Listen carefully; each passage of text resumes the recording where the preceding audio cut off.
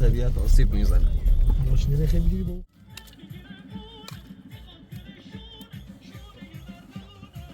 بلوط هر سال فقط 7 سانتی متر میتونه رشد.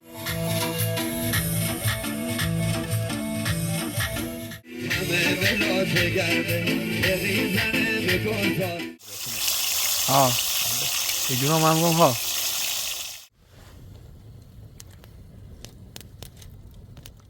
شهر گفتیم بیاییم حداقل یه پیسی بازی کنیم و میریزیم داخل.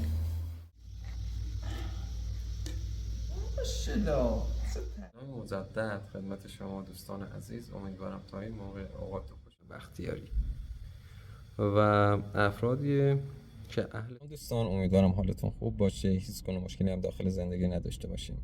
از اون جهت که فقط ما پنجشنبه ها و جمعه ها بیکار هستیم و تعطیلیم و وقت کافی برای مسافرت نداریم، تصمیم گرفتم که همراه ابوالفضل به کوه بریم و یک کوهنوردی داشته باشیم و این که یک چای آتشی بخوریم.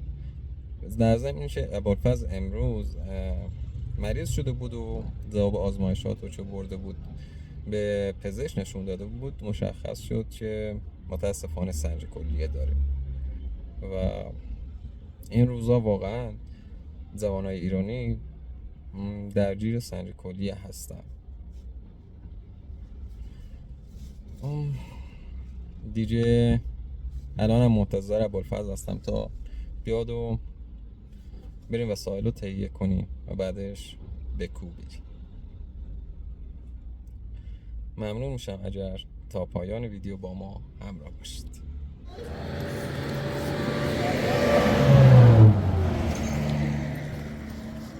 مغازه دایی حسنه.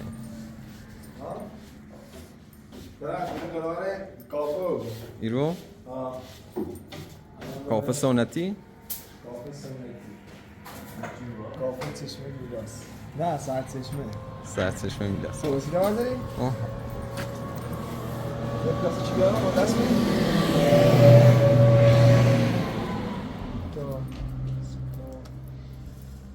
بسن؟ 4 تا بسن؟ یه چی در ورداستی چه میزی؟ پیاز ها؟ یه چی بستی؟ یکم باش بخوریم؟ بکشیم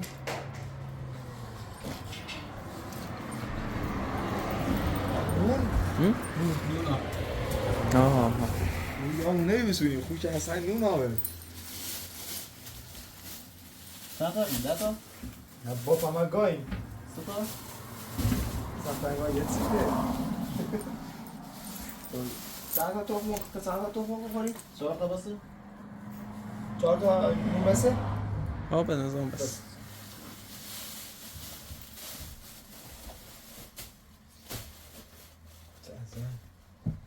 دایم ده همه زیر زور کرد بلسی خیلی؟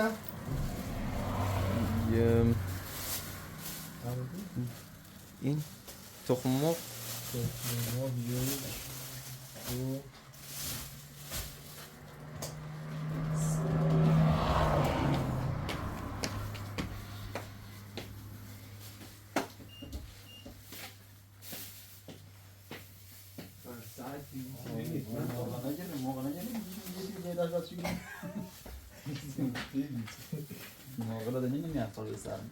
پنج بسه؟ 4 تا یه چی ده هم بینیم.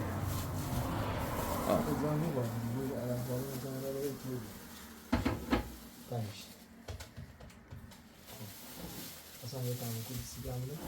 76 79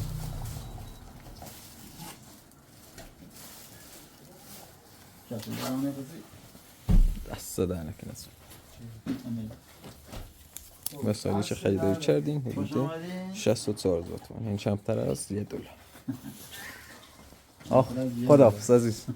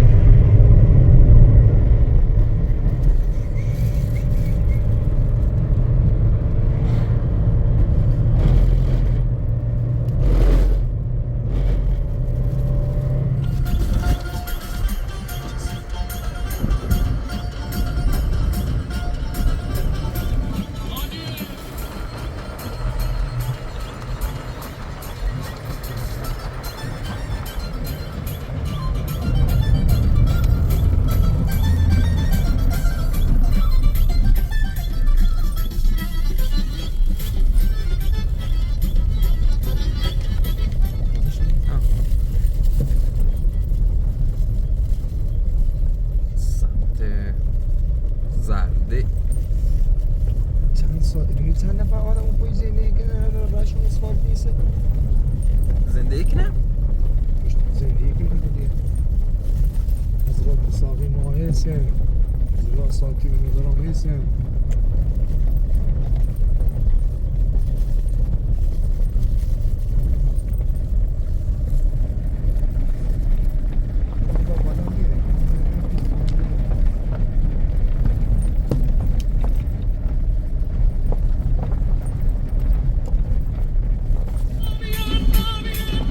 واقعا منظره قشنگیه.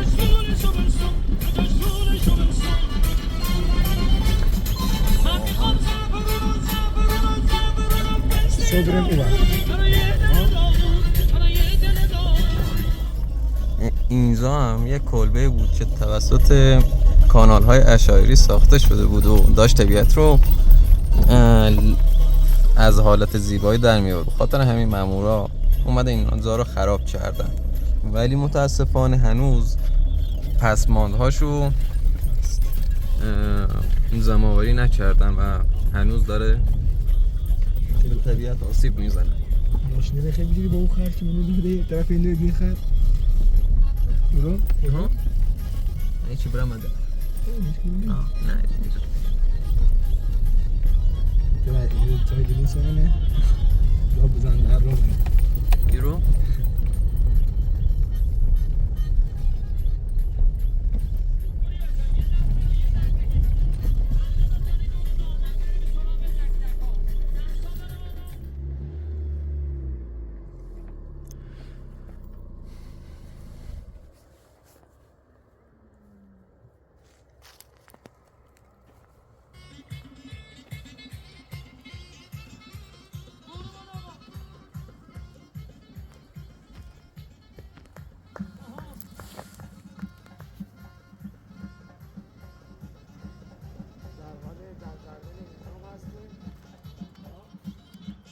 هیزان زم کنیم.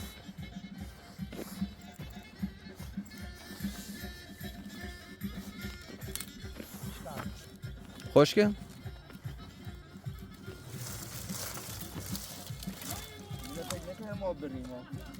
نه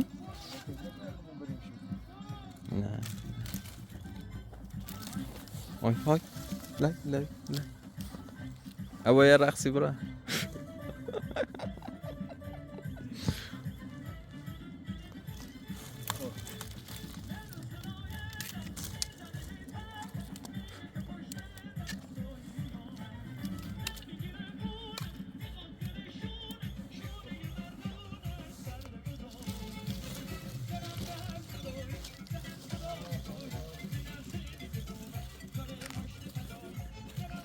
جلاتayza ordu men.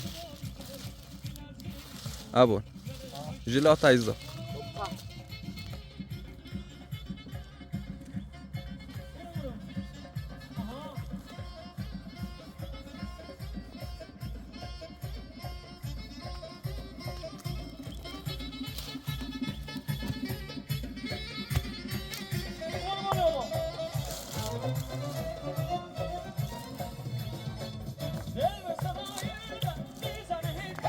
Tamam jile بیارم.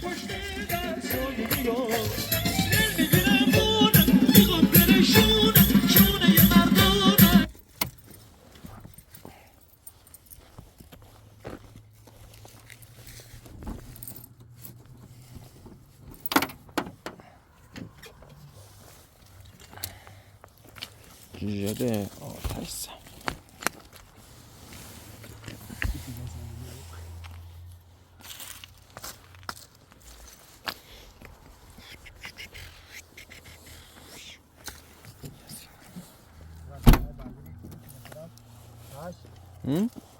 مای برداری چیدی؟ خب داشت مثلا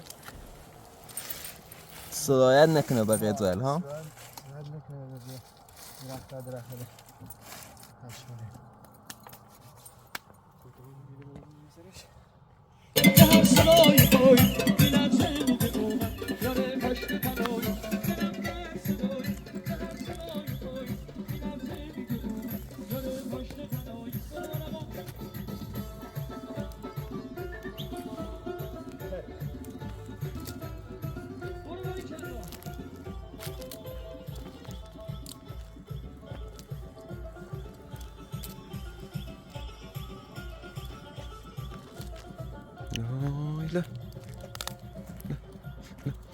لا لا لا لا لا.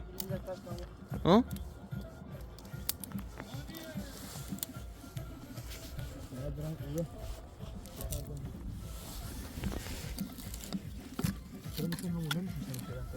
باش.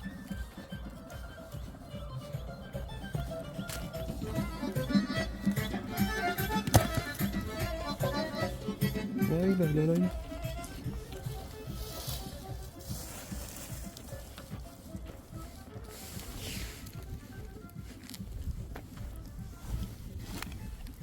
تر.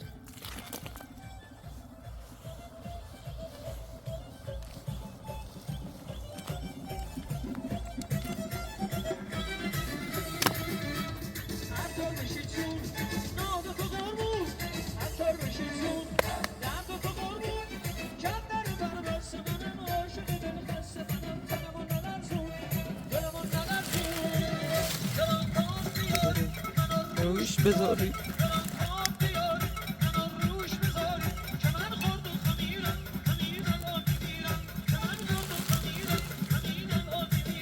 نه ژله yine birisi jeliyle birisi. Ha? Parayla kıçıta çıkıyor.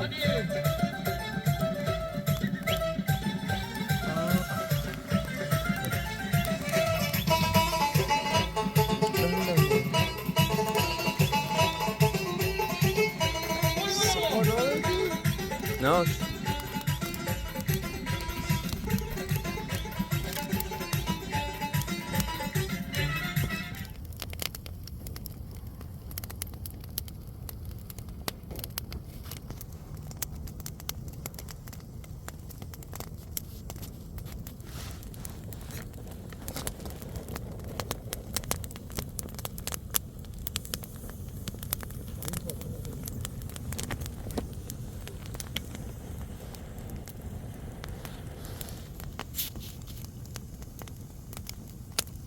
Ayna cucino deve, nostra così vogliono, dare le famiglie balbo, saudo şirino hoşça, dare le famiglie balbo, saudo şirino hoşça. یه باز نی بود.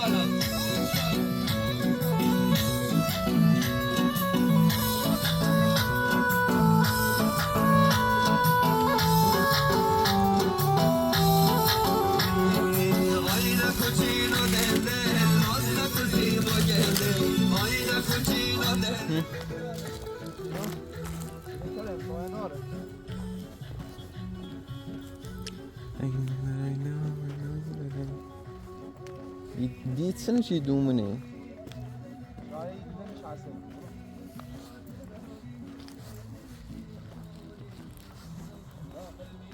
دوستان متاسفانه در این منطقه یعنی منطقه سردشت بعضی از جوان‌ها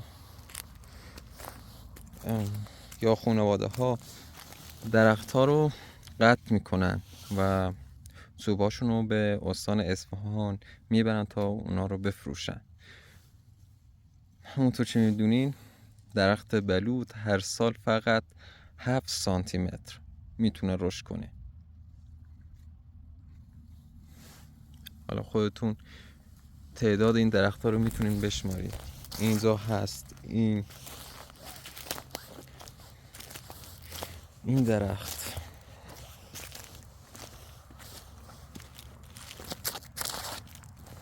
اینجا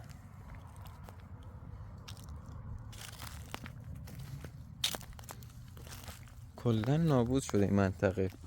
قبلا یک زنجل پر از درخت بود ولی متاسفانه روز به روز در حال کاهش تعداد درختان هستیم. یادم میاد زمانی که حالا بچه بودم و پدر بزرگم واسه من تعریف میکرد، منطقه خود سردشت اینقدر درخت داخلش وجود داشت که حیواناتی مثل خرس و اینجور حیوانات داخل زندگی میکردن و اونها رو میتونستن هر روزه مشاهده کنن و به دلیل قطع درختان این حیوانات به جاهای دیگه مهاجرت کردن. واقعا ظلم در حق این درخت. حضرت محمد هم میگه درخت یک موجود زنده است و با قطع هر درخت یک نفر از دنیا میره.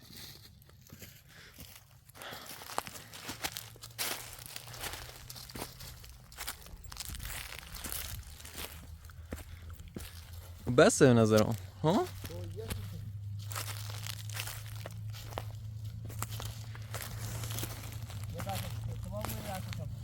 باش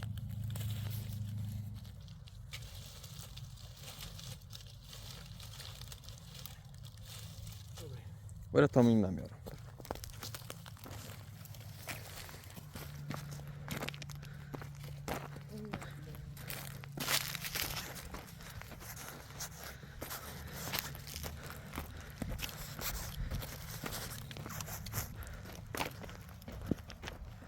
خیلی قطع شده نبود.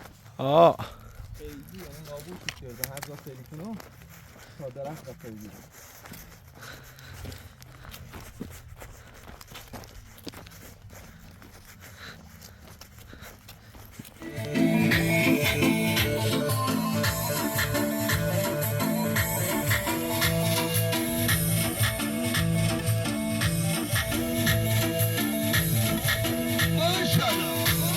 خوبه چی برام کی بریم بیرون کن.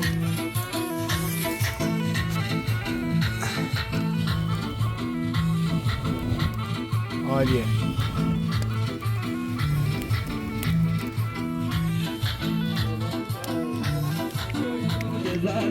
مرزنو بگرده بریزنه به کنسان همه بلاته گرده بریزنه به کنسان همه بلاته گرده وای گل مکوی کرنگ بلای سیام شورنگ گل مکوی کرنگ بلای سیام شورنگ به گوش ما خیالت همه شوی زنه بند به گوش ما خیالت همه شوی زنه بند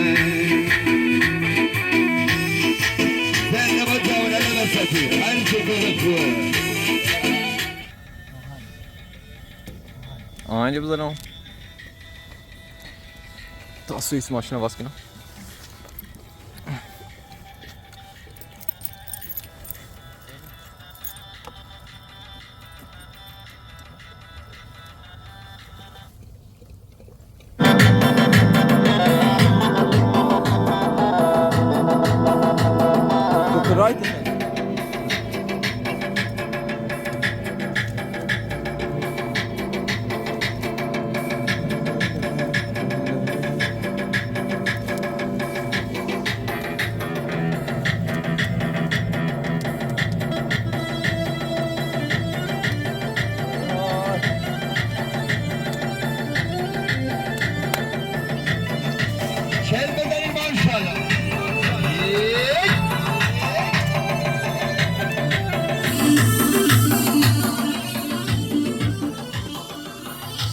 Ya bueno.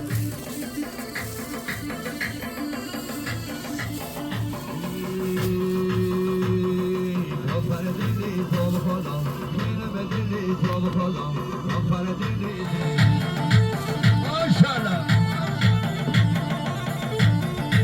Hasiler olmayın.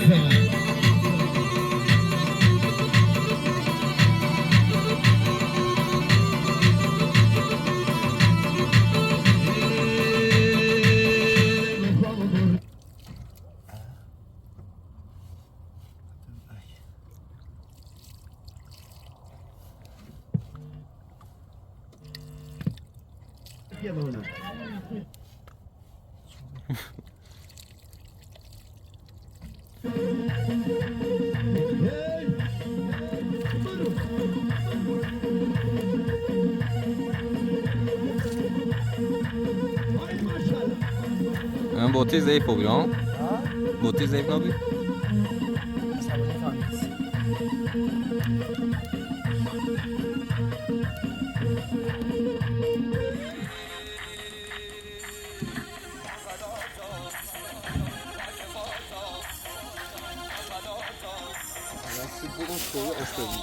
بیا بشی.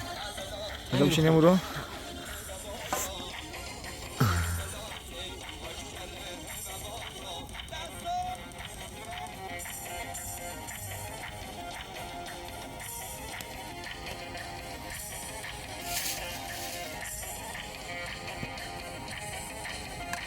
آموله آموله تو بزن آسیب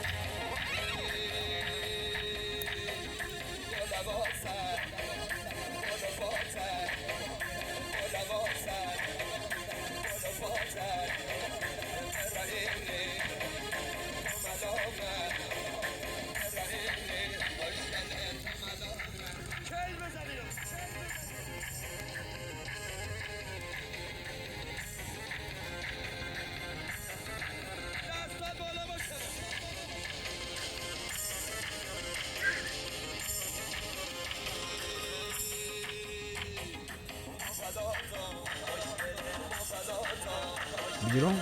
ها؟ تو بیشتر سر ها؟ میشه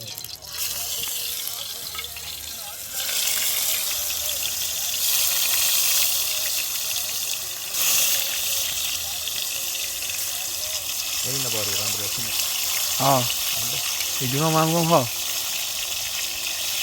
ولی زیسته بهتر شدید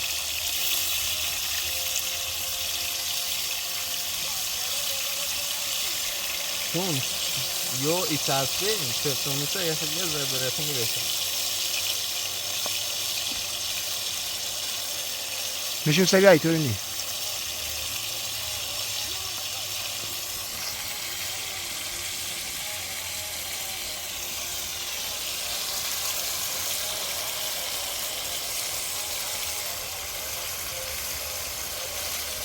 بس بیتانم نیم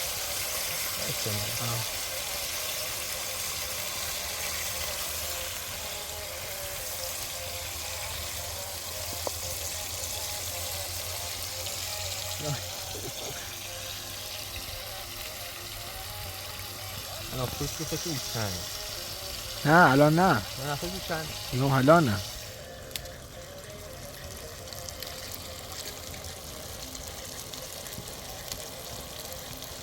آشپز چی بودم من وای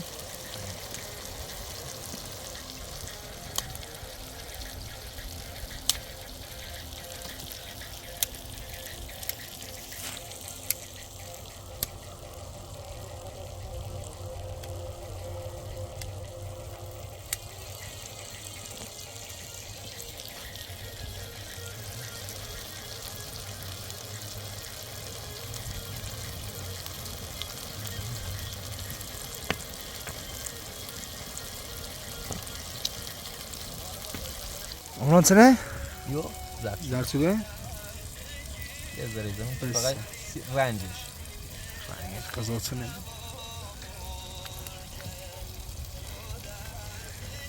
فلفلم یه خوردم هفته اینه نورون قاطق نبودیم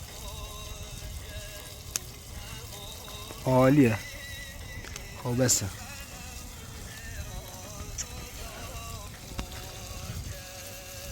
نه الان نرشون الان نرشون که میتونه بذاره هر کمی موادی که کردیم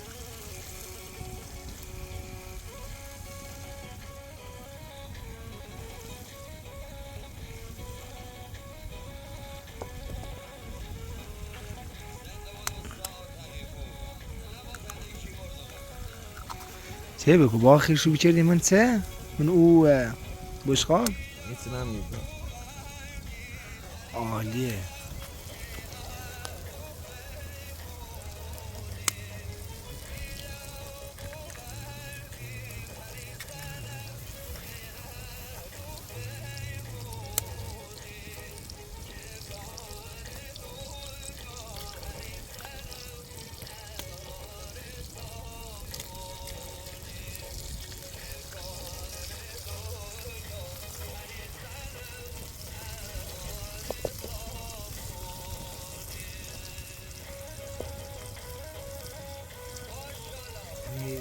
زرگله به پای.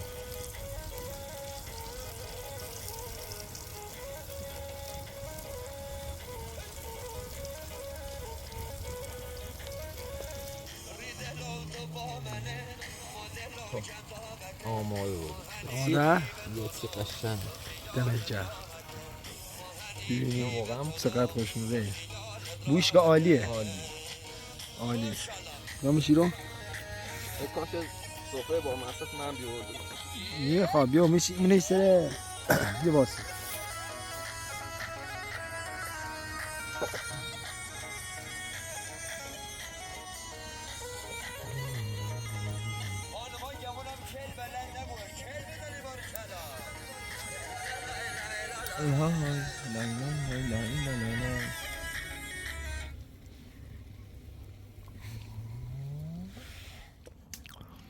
خب عمران دمت گرم. خیلی خوشمزه بود. جون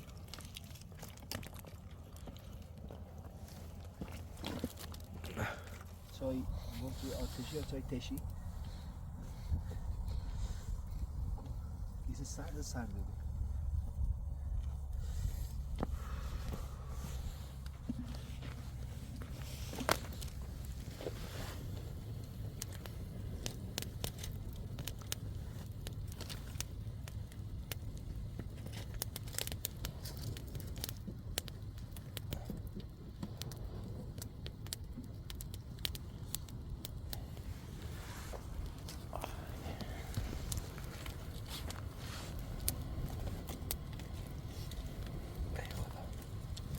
ما سرده. نه عالیه. چطوره؟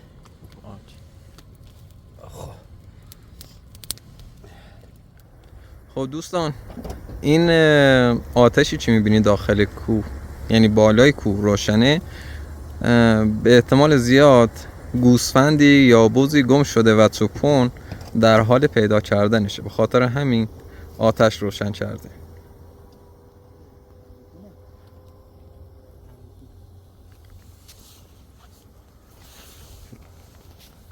اینم از آتش ما، واقعا جای همتون خالیه. نشستن داخل طبیعت خیلی خوبه. بله.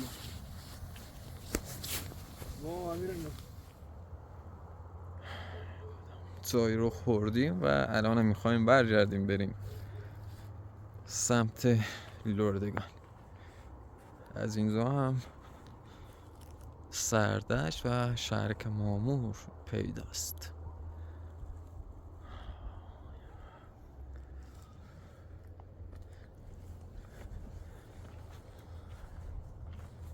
سید چویی چه قلیزه. سید چویی بیمرده. بخر این چه هم یادمون رفت قند بیاریم و چای رو تلخ خوردیم.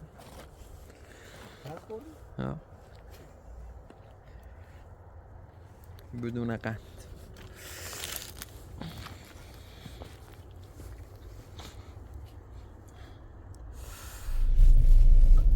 خودمون و ساحل جمع کردیم و بدون اینکه اثری داخل طبیعت بگذاریم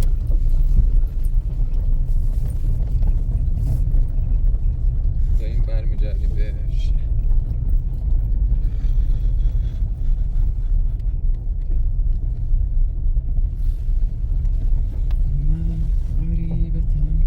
بعد از برگشت شهر گفتیم بیاییم حداقل یه پیسی بازی کنیم و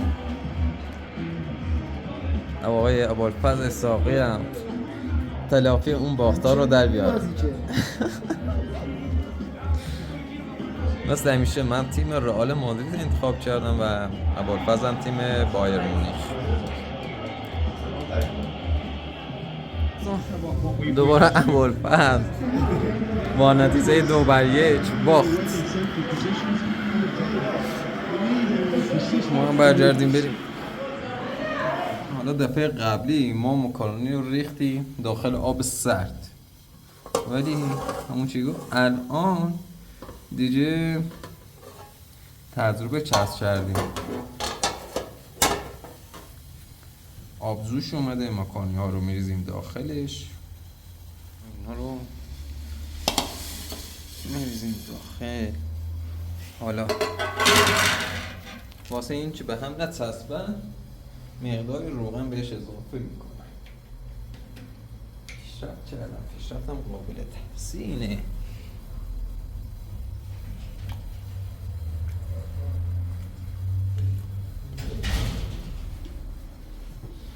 حالا با یه چیزی همش میزنم.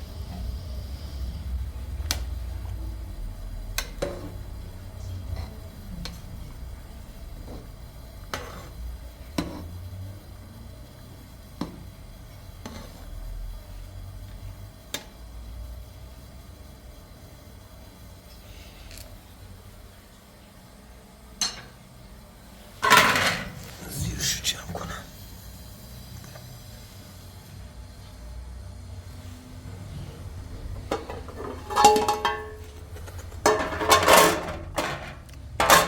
وای دستم سوخت.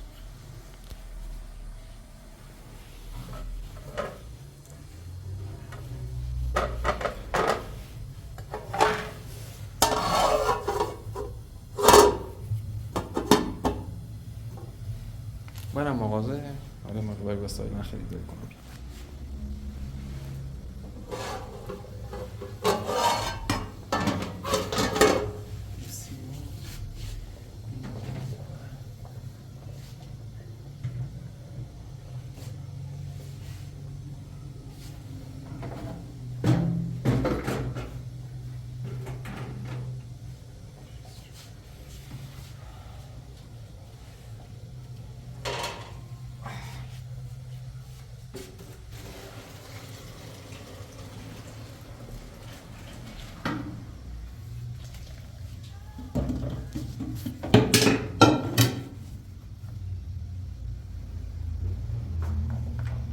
شاید چیزی کنید.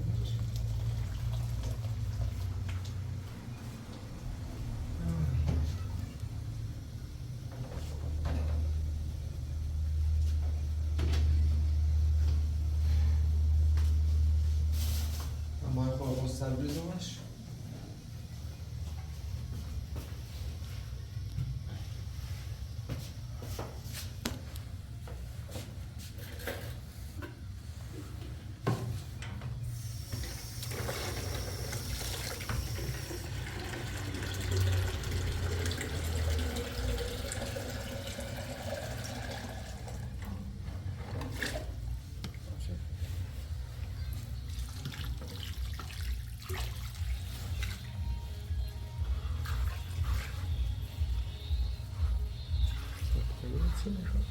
ها؟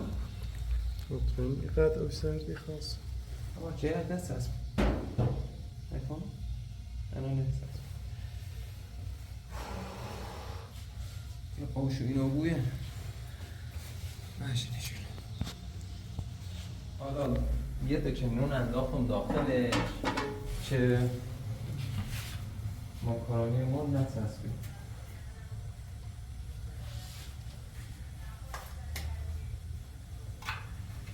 یه روگازه نیست، مایه ماکارونی مخلوطی از سویا، روگوزه، قارچ، روغن مایع، فلفل دلمه، شکر، نمک تصفیه شده و چندین دیگه ادویه دیگه.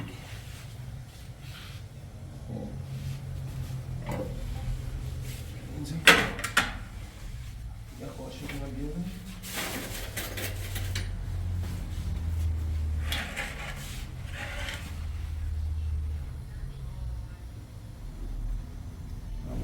اون بوی نچسبه به دیواری هست.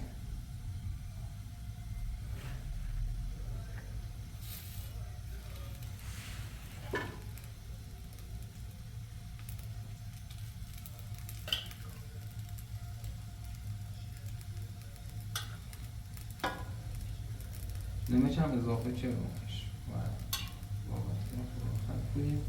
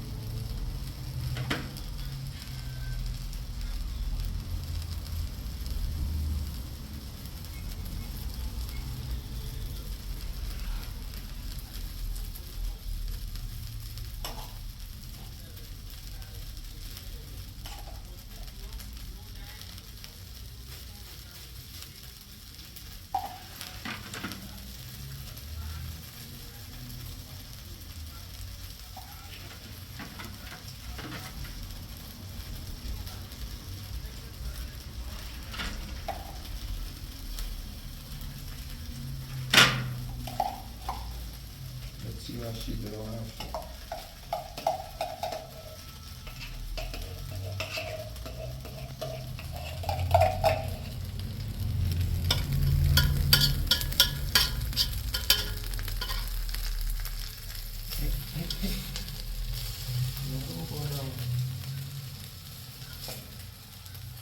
مرده درست شد.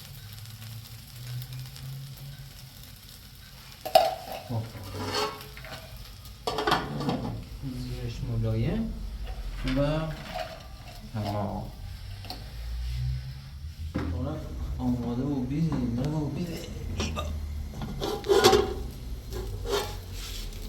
به به به اصلا بونه حالی که نی؟ ها؟ ممریض رو بگیر. الان باید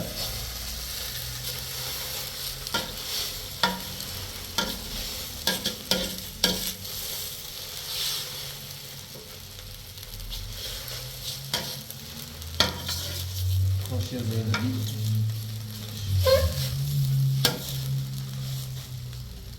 زنجیری این سری کنیم. نگاه خواهم من دار ساختنه.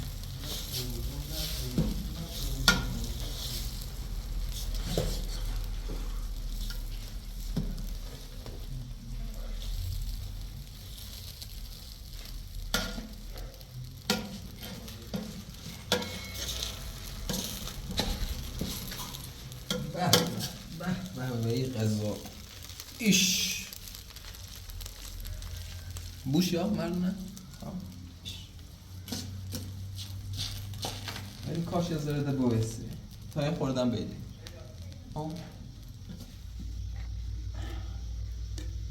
ماشالله چه تحلیلی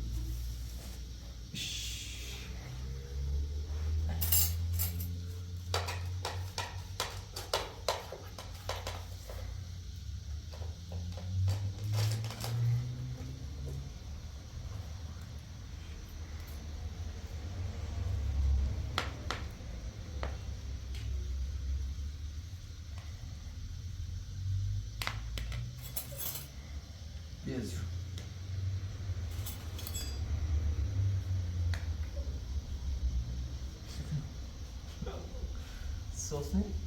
سلام مجدد خدمت شما دوستان عزیز. امیدوارم تا این موقع اوقات خوشی رو سپری کرده باشید. به بخش پرسش و پاسخ رسیدیم. یک سوال بسیار جالب از من پرسیدن که کانال های عشایری چگونه وجود اومدن و منشأ این کانال ها چه کسی هستش و چه کسی این ایده را به مردم منطقه داده که بتونن از این طریق درآمد کسب کنن. خب این برمیگرده به چندین سال پیش، یعنی حدود 4 سال پیش. یک نفر از شمال کشور وارد منطقه دودراه میشه و این شخص خودش در یوتیوب فعالیت میکرد و از آشپزی در طبیعت فیلم برداری میکرد و اونو داخل یوتیوب آپلود میکرد. وقتی به اون منطقه رفت و وضعیت مردم رو دید و نحوه دامداری، کشاورزی و یه زندگی سنتی رو دید، به یک نفر به نام مسعود حسین پور این پیشنهاد رو داد که بتونن از طریق یوتیوب و اشتراک گذاری این ویدیوها درآمد خوبی رو کسب کنه. حدود 2 سال الی 3 سال، به احتمال زیاد 2 سال، مسعود حسین پور از این کار درآمد بسیار زیادی رو به دست آورد و به کسی دیگه این ایده ای رو نداد که بتونن اونا هم از این طریق درآمد کسب کنن، چون میخواست این کار منحصر به خودش باشه و انحصار کانال اشاری در این منطقه برای خودش باشه تا از این طریق از بازدید ویدیوهاش کاسته نشه و همچنان درآمد بسیار بالایی رو داشته باشه.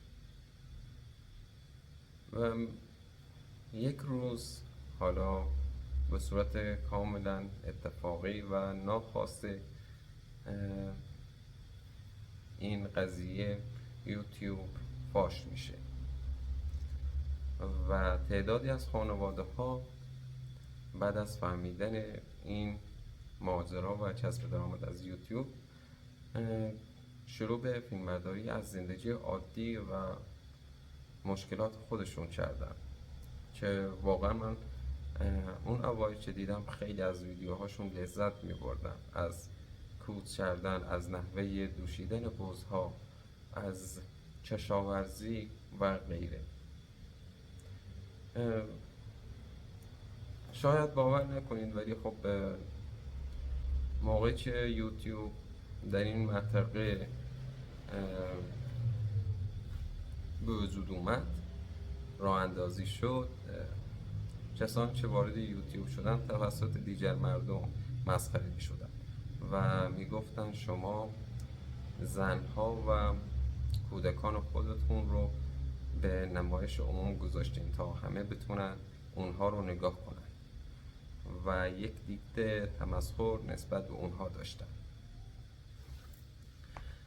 ولی رفته به رفته این وقتی دیدن این افراد از طریق یوتیوب درآمد بسیار بالایی رو کسب کردن و تونستن زمین ها، ماشین و پسندازهای انگفتی رو به دست بیارن، جمع کنن، تصمیم گرفتن خودشون هم وارد کانال یوتیوب بشن.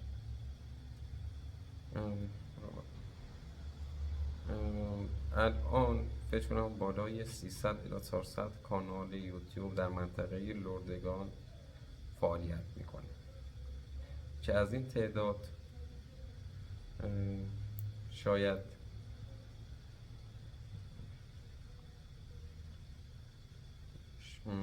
حدود 50 کانال درآمد بسیار خوبی رو از یوتیوب داشته باشه.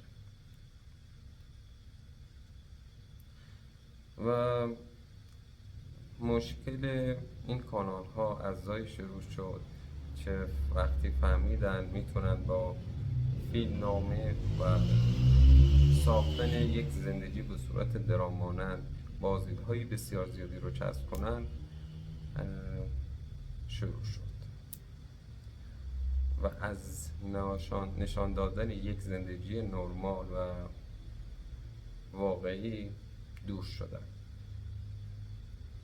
و الان چون من دارم ویدیوها رو نگاه میکنم، بعضی از کانال ها رو میبینم که حتی 1% هم شبیه به واقعیت نیستن.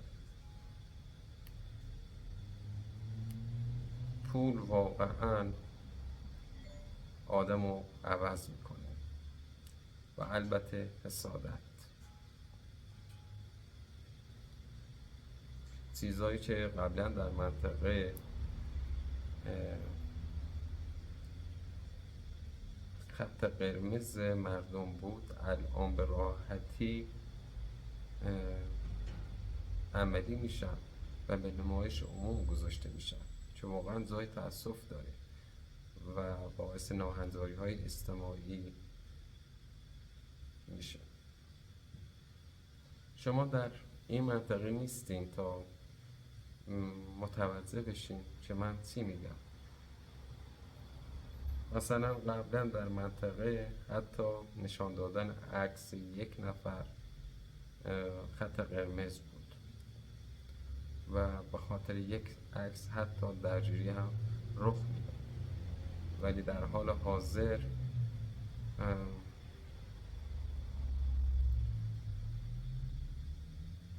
کسانی رو میبینم که زنهاشون رو برعکس آویزون کردن و شلاق میزنن. این کار فقط آبروریزی هستش.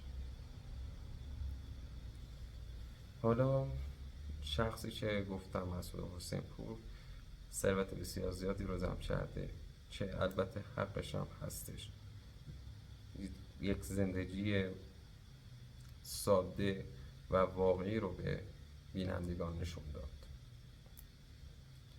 الان یک نمایشگاه ماشین خارجی در تهران داره و یک ساختمان در حال ساخت در شهر اصفهان که 45 واحدی هستش داره. خب برسیم به بقیه سوالات شما. آبی که از لردگان میگذرد از کوه می آید. این آب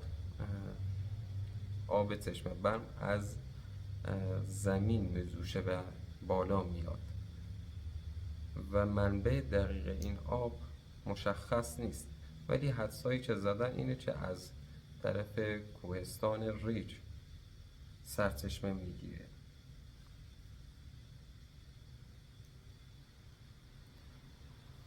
سود یوتیوب در کانالی که چندین خانواده در آن کار میکنند چگونه توضیح میشود؟ دوستان، حالا هر کانال مختص یک خانواده هستش و به صورت مساوی از اون کانال درآمد کسب میکنن و بعد تعداد کمی از کانال ها هستن که افراد غریبه یا با اونا به صورت شراکتی کار میکنن.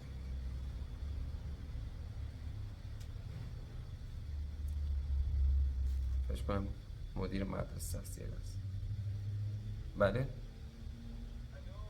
بله قربونت، ممنون، تشکر، زنده باش، قربونت. نه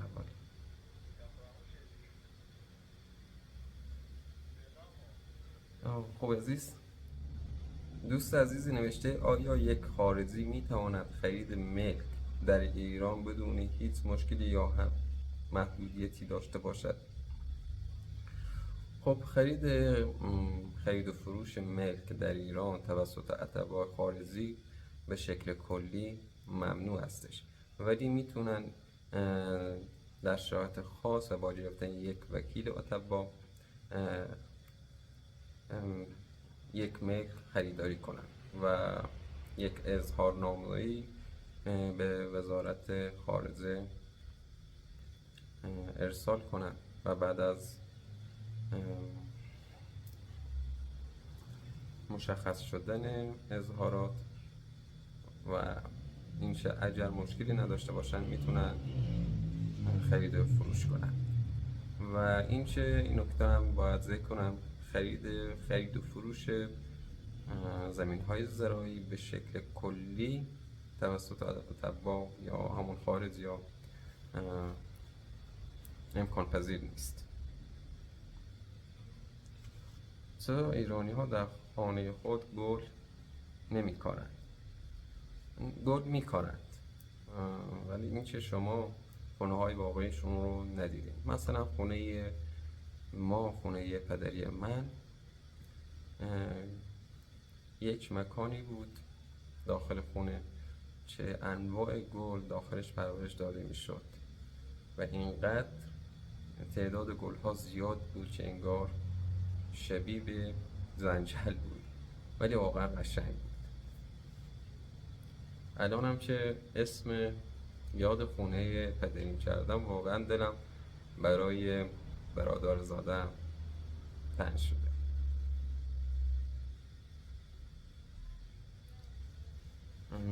آیا در ایران پیست های اسکی وجود دارد؟ بله وجود داره، چندین پیست در اسکی وجود داره و این چه متاسفانه من بلد نیستم و تا به حال نرفتم و میترسم از سرعت زیاد است، واقعا میترسم، به غیر از رانندگی.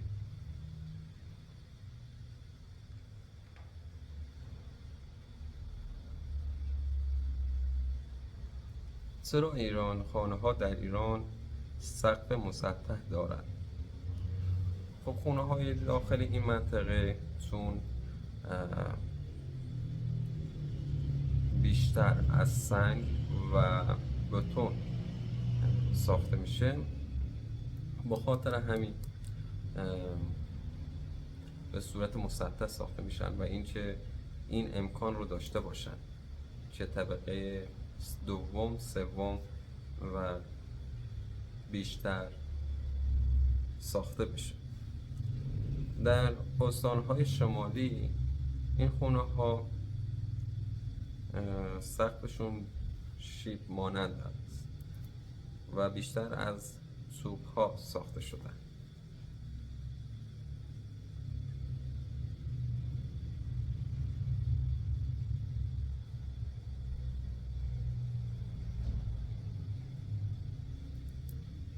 در مورد آیا ایران برای هر نفر فقط یک حساب از یک بانک دارد؟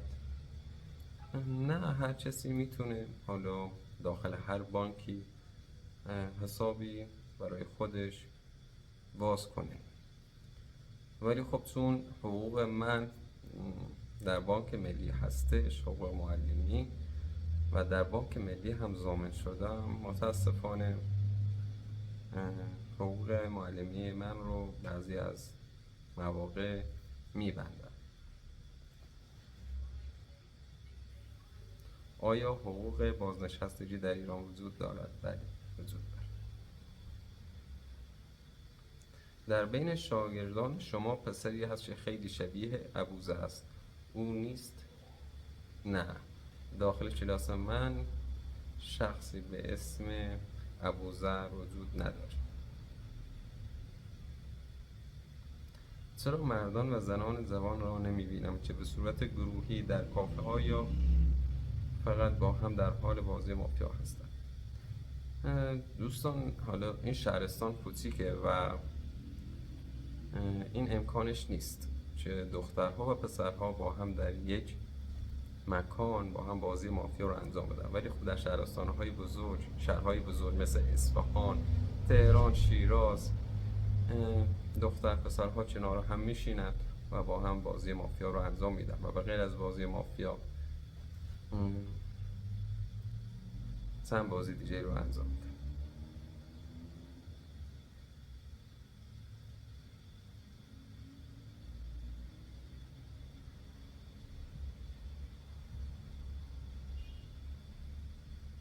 چرا همه نام خانوادگی حسین پور دارن؟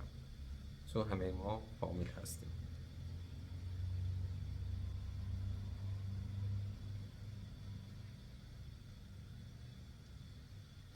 در مورد جدایی من از خانوادم سوال پرسیدن. فکر کنم این بیننده تازه وارد کانال شده. خب دوست عزیز، واقعا نمیتونم علت جداییم رو از خانوادم بگم، ولی خب الان در حال حاضر بهترم نسبت به چندین ماه پیش، هم از لحاظ روحی و هم از لحاظ جسمی خیلی بهتر شدم و این رو هم مدیون شما دوستان عزیز هستم. و باور کنید اگر شما به من کمک نمی کردین حال روحی و جسمی خیلی بدتر میشه. از این بابت بی نهایت ازتون سپاسگزارم.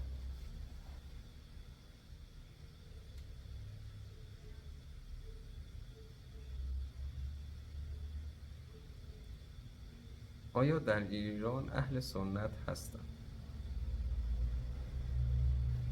بله، در ایران اهل سنت وجود دارن و الان استانی رو که اکثر اونها اهل سنت هستن رو داخل نقشه بهتون نشون میدم. خب دوستان، ما الان داخل این نقطه آبی رنگ زندگی میکنیم، استان سالمحال بختیاری، و افرادی که اهل سنت هستن در این استان که به صورت قرمز رنگ دورش خط کشیده شده زندگی میکنن و استان سیستان و بلوچستان هستش.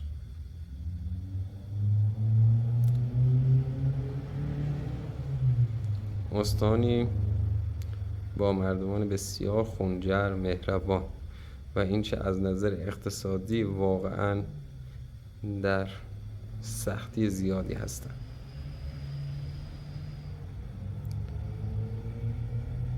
استان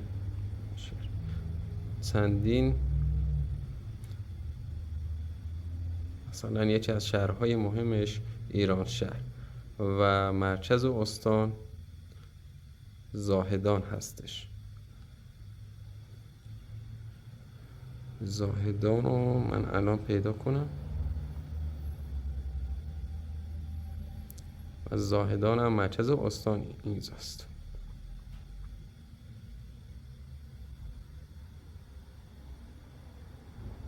شهر بسیار پرجمعیتی هستش که همونطور که در نقشه میبینید.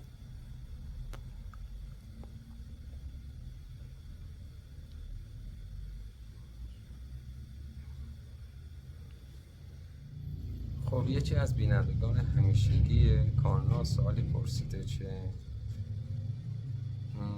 آیا خانم های شما گوشواره میزنن؟ بله، گوشواره میزنن، ولی خب به نظر من گوشواره زدن برای خانم های منطقه عشایری بیفایده است، چون روسری میپوشن، چادر میپوشن و اصلا این گوشواره ها مشخص نیست و این چه بیشتر برای پسنداز و این چه با تورم مبارزه کنن طلا خریداری میکنن.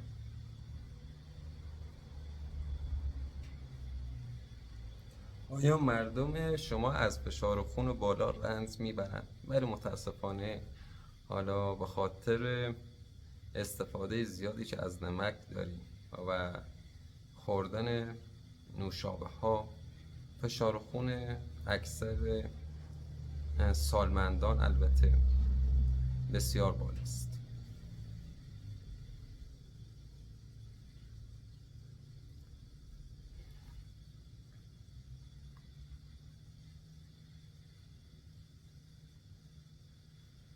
آیا سزاد، حمید، صالح و علی از بستگان شما هستند؟ آیا تا به حال آنها را ملاقات کرده اید؟ خب علی رو من نمیدونم چه شخصی هستش، ولی سزاد و حمید و صالح من فکر کنم علی رحمانی، بله اینا با هم دیگه برادرن و نسبت فامیلی که با من دارن این چه پسردایی های پدرم هستن، ولی خب رابطه خوبی با اونها واقعا ندارم و سعی میکنم از اونها دور بمونم، چون به نظر من آدم هر چقدر از فامیل های سمی خودش دورتر باشه باعث میشه پیشرفت کنه. خب دوستان، امیدوارم هر کجای جهان هستید یک زندگی شاد، موفق، پیروز و پربرکتی رو داشته باشین. دوستتون دارم و خدا نگهدارتون.